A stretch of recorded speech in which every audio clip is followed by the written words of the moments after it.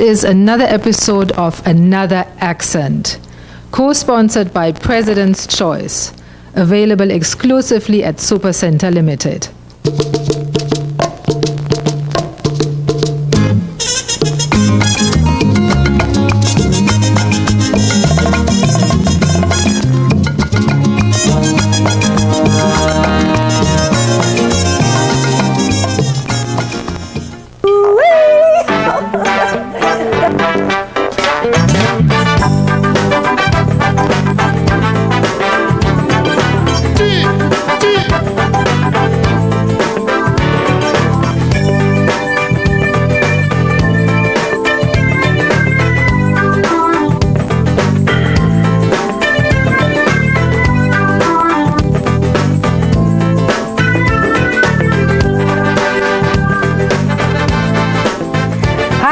Welcome to Another Accent, a program where you can meet people from faraway places who have made Barbados their home.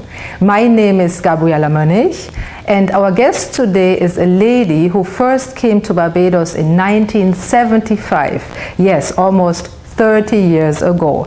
And as much as she enjoys helping others to act in the theater of life, as she says it, she loves to be on stage herself. So, it's showtime, Edith Barnard. I must tell you, this clacker wasn't my idea at all. I know that Edie, as we can call her from now on, uses this quite often in her work. So Edie, please tell us, how do you use this clacker in your work? I have a master's degree in theater, and I love the idea that all the world is a stage and that each of us chooses what role in life we want to play.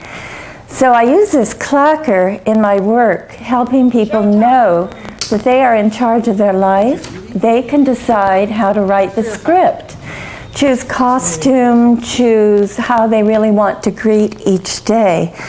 Even a telephone ringing is a showtime moment. And in the stage of life, it's important to have fun, to greet people with enthusiasm, and to know that we really are the ones who write the script of our life. So that's how I use the clacker. And all my students, either adults or business people or children, love playing with that. And that's the essence of my work. It's all playful and fun, and that's why I like using the clacker. Yeah. Edie, I imagine the one thing people here in Barbados would know about Edith Barnard is your passion for voice on all levels. Could you tell us how this passion manifests itself in your work? Well, I love thinking that the voice is my inner voice, and I love helping myself and people first look inward and figure out, how do I really feel about something? What is my inner voice saying? And then I love helping with the technique of knowing how to speak what I call world English. For example, if someone's going to London or New York to give a speech, I help them speak so that they'll be understood anywhere. And also to have a voice as a group is important. Having a personal mission statement for an individual or for a group is important, because even though a group of 10 people may want to have a unified idea, to be able to voice that is very important. So the voice is a multi-leveled, interesting concept. Edie, you just mentioned you have a classical voice training, so how is it again that you use that kind of knowledge in your work? Often people come to me saying they don't feel comfortable with their speaking voice, and these people, surprisingly, are sometimes monotone. And I get them singing, and so many people say, oh, I can't sing, and everyone can sing. So I love working with professionals who want to add pizzazz to their speaking. I get them singing. And in fact, some singers on island had no idea they could sing. And I won't say who, but some people who are now in the celebrity tent first came to me for speaking lessons. And now we're having such fun singing, so watch out, world. That's interesting. It's fun, yeah. Because really, when someone is impassioned, as I am, about a voice or a message, it comes across. And if someone's speaking on a monotone, it's hard to believe that they have passion. However, when the melody starts coming into the speaking voice, then passion is shared. And life's about passion. So, hey, share the passion. How do we do that? Speaking, singing, talking. As presenters on the stage of life, it's really important that our instrument, our body, be relaxed and focused. Let's go through some relaxation techniques. Forget about the day you've had. Welcome to an evening of opportunity of learning about our voice in speaking and sharing our inner voice with the outer world. Now relax, shake, rattle, and roll. Yeah. And now breathe into your nose and out through your mouth. Breathe out tension. Breathe in optimism. Breathe out pessimism. And the other way, breathe in joy. Breathe out sorrow. Breathe in yes. Breathe out no. Breathe in focus. Breathe out being scattered. Breathe in confidence. Breathe out lack of confidence. Thank you. Edie, if I may say so, this is quite an unusual passion you have there. I certainly don't know anybody else who does what you do. Could you tell us where it originated? Where does it have its roots? My father was a very renowned Methodist minister and held a doctorate in theology from Boston University. I had the privilege of every Sunday, actually I had to go to church every Sunday and watched him preach. He was very well known for his short, impactful sermons. So I grew up mimicking my father, giving sermons, speaking to anyone who would listen. So it makes sense that my work is that of motivational speaker, helping other people feel comfortable speaking. So those are my roots. My dad met President John F. Kennedy when my father was in college in Boston. And Kennedy, as you probably know, was the first U.S. president that was a Roman Catholic. So Kennedy, being a brilliant politician, asked my dad and two other Protestant ministers to occasionally bring groups of Protestant ministers to the White House. And this is a picture of my dad and Kennedy in the Rose Garden of the White House. My dad was also, actually, he was a good friend of Norman Vincent Peale, the fellow who wrote the book Power of Positive Thinking. So, yeah, I learned about talking and being yourself and thinking positively from my dad and his friends. So Edie, you obviously inherited at least parts of your passions from your family, but were there incidents in your life that pushed you further in that direction where you knew this is what you have to do with your life? Oh yes, I'm always loving performing, singing, being in theater. In college I was in a lot of theater roles. And in fact, I operated my own theater for 15 years in Maine and was very privileged to be commissioned to write a musical from Bath Iron Works, which is one of the biggest shipbuilding companies in Maine. And that was a great musical to write because I chose to write it about the ice trade between Maine and Barbados. That is very interesting, and we're certainly going to get back to that, to the musicals and all of that, but I meant also in your private life. Were there incidents that made it clear to you that this is how you have to lead your life, that is what you have to do with your life? In 1982, the man to whom I was engaged, Marshall Dodge, he was a well-known storyteller in Maine.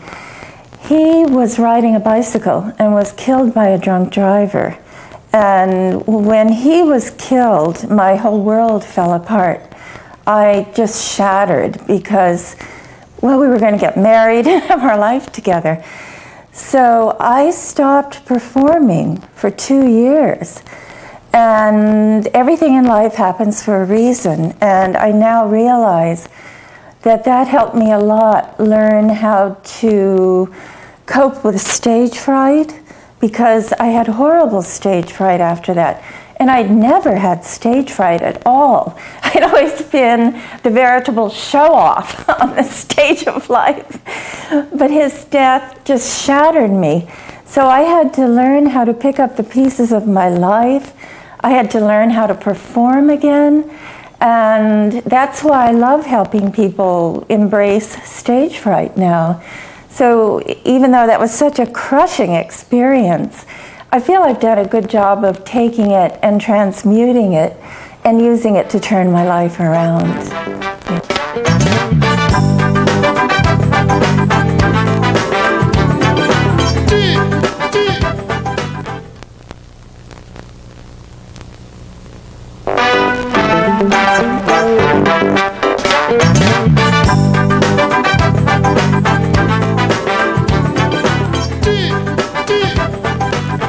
Edie, that is a very interesting thing you have there on your lap. It's a musical instrument. What is that? What is it called? It's an Appalachian instrument called a dulcimer. And it's a very melodic tone, very mesmerizing. And I'd be happy to play a tune for you. Where does it come from? Well, originally it came from Scotland. And then it was brought by the Scottish settlers to Kentucky in the early 1700s.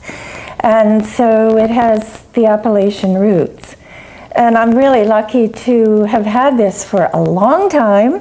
I've toured with it. When I was cultural ambassador to Greece, I took this with me to Greece, and the Greeks found this their favorite instrument. It reminds a lot of people of the sound of the sitar. And to me, it's one of my favorite instruments. So, and do you know where it's still being used today? In Appalachia, and whenever I tour in New England, I always take it with me. So it's a very universal instrument. In fact, in Norway, they have a musical instrument called the langalik that looks very much like this. In the Bible, it was called a psalter, P-S-A-L-T-E-R. So it's a very universal instrument. It's just not used in reggae in Barbados. Well, play a little bit for us. Sure, sure.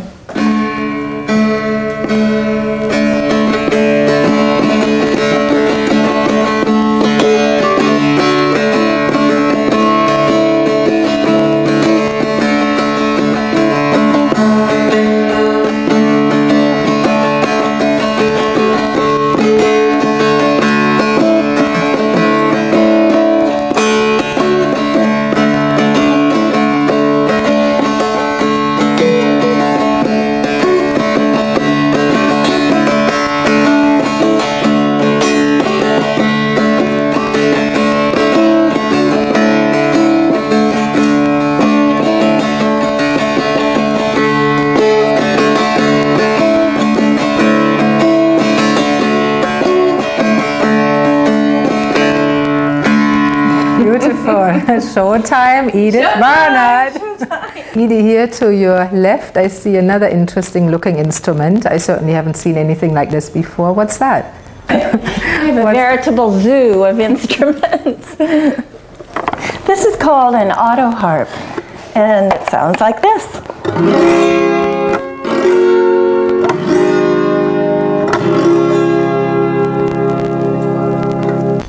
And where is it being played today? This also is played in Appalachia, although when I was touring for the Smithsonian throughout New England, I played it a lot there. It's a traditional American instrument used to accompany folk music. And I love it because it's so easy and fun to play, and yet it, like all instruments, it can also get complicated. Okay, and then we have another instrument right next to you. Here, over here, beautiful guitar, a more conventional instrument this time. Most people would have seen that before. Yeah. So at least people would know what that is. Yes. The guitar, the guitar. So you enjoy playing the guitar as well, and you sing along to it? I love playing guitar, yeah. It's a wonderful instrument because I can play classical, I can play jazz, I can play folk, and it's so portable. And I love taking a guitar to a party because so many people play guitar. Then I get to know more about people that way, you see. It's a good people meeting thing. Yeah. Going to play for us today as well? Absolutely. One of the reasons I love living in Barbados is because it's always summertime and the living is easy, etc. Yeah. Fantastic. I need to tune the guitar. I do. Yeah. So where does the music come in there? You play 3 instruments that we've seen already. You play other instruments as well. I do. I'm also a classical pianist.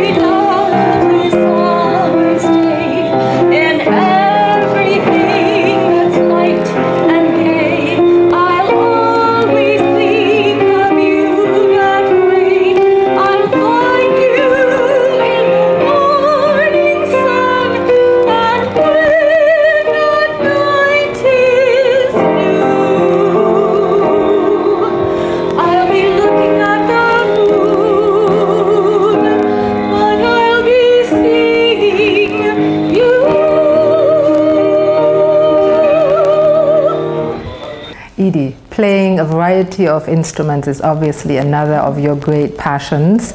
And then you sing, and not just in one way, but in a whole variety of ways. I do. I'm actually a trained classical singer. My bachelor's degree is in voice training, speaking and singing. I've sung ever since I came out of my mother's womb, I'm sure she would say. I sang from 4 years old on, and just basically I'm a show-off, I have to confess. And I love singing jazz. I sing here with Peter Millington, the wonderful pianist, and whenever I'm in Maine, I have a jazz group that I sing with there also. I love singing folk music, as you see. I toured for 10 years under the auspices of the Smithsonian Institute in Washington, D.C. I toured all over New England, the southern states. And I'm actually singing calypso in the tents. I'm in the celebrity tent. And really, really enjoying that. It's fun to sing calypso. It's a whole style I'm just beginning to explore, and not yet sure if calypso and I are one and the same. On the other hand, hey, I'm in Barbados. Why not when in Rome do? Like the Romans. Yeah, as the Romans do.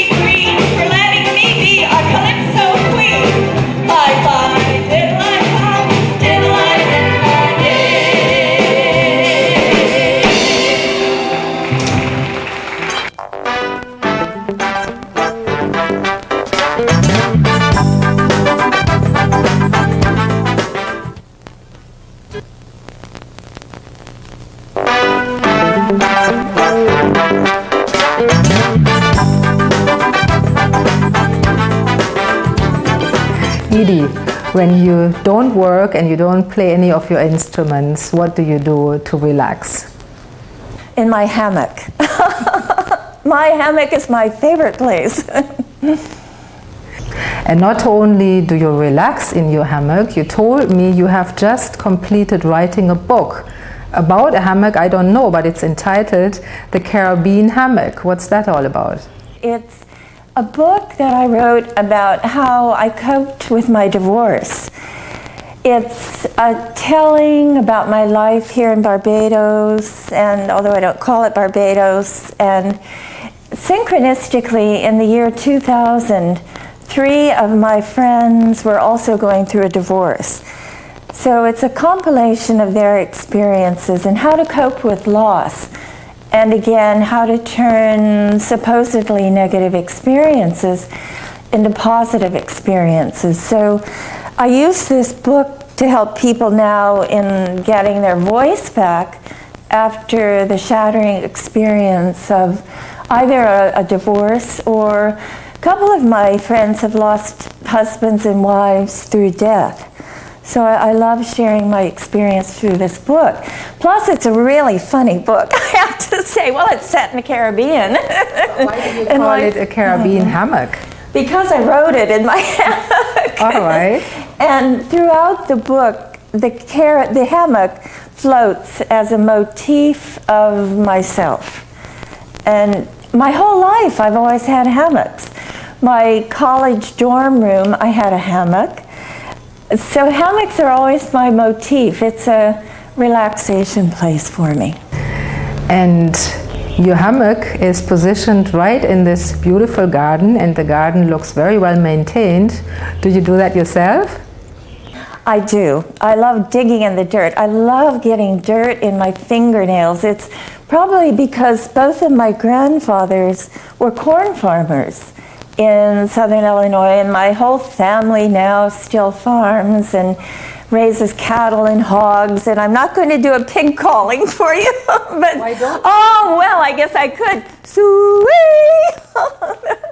That's another way that I use my voice. Is I love going to the farms and joking with my cousins, because my family raises thousands of cattle and hogs. So yeah, I'm from the dirt. Well, our viewers might not believe this, but gardening and your work actually have a connection as well, right?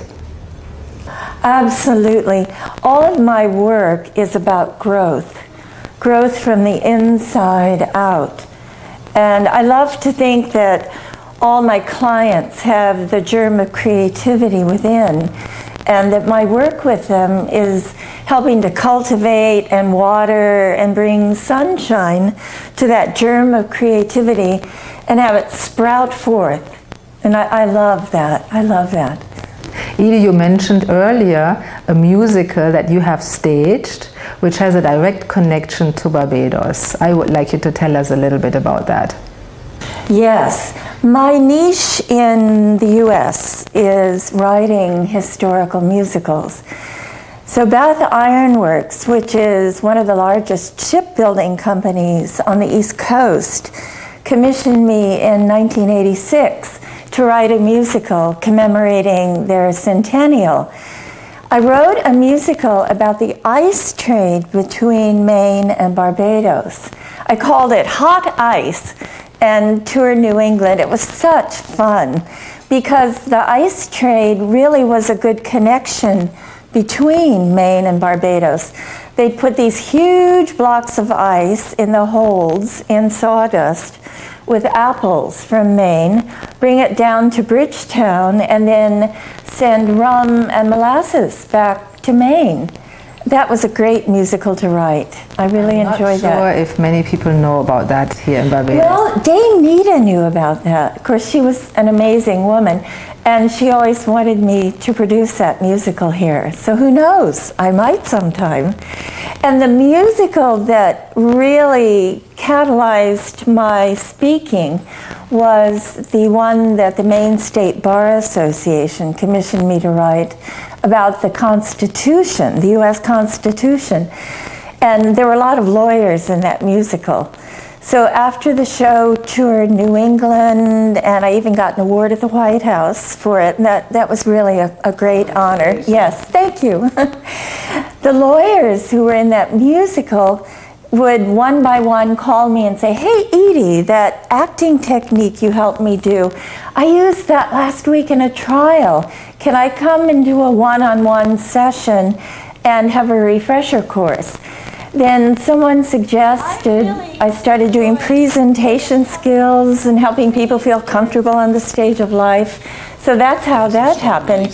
So everything I do is musical, really, and singing is speaking, and speaking is singing, and all the world's a stage. So singing is my passion. I really, really love it, yes. Edie, this might be a silly question, but did you ever try any of your voice work on animals? Like bark, bark, bark. I don't know. I never thought of teaching my dog to sing, but that's a great idea. Thank you, Gabriella. But you do have a good relationship with your dog. I do. I love my puppy. In fact, I searched high and low to find her. I put an ad in the Advocate with exactly the kind of dog I wanted, and I auditioned about 4 different puppies. And I ended up finding this particular one in St. Joseph on Suriname Road. So she's very important to me, yes. Well, Edie, you are from far away and you've been many places in the world. Why are you in Barbados? I feel totally myself in Barbados. For me, Barbados gives me the opportunity to hear classical music, to be in the celebrity tent and sing calypso, to meet people from all over the world, to meet all kinds of wonderful Barbadians. I think Barbadians are fascinating. I really love the variety of people this island has. I love starting each day in the ocean. I feel that in many ways, the sea is my church. It reminds me of abundance. It reminds me of relaxation. Being in the sea, I'm totally myself. And then I love going to Farley Hill and meditating and looking out over the East Coast. And I love driving in the cane fields and watching the sugar canes blow. I love every part of Barbados. So I feel very fortunate to be here. Thank you. Thank you very much, Edie. Join us for a repeat of this program Tuesday after next at 8:30 a.m. and for another episode of Another Accent in 2 weeks from today. This was Another Accent, co-sponsored by President's Choice,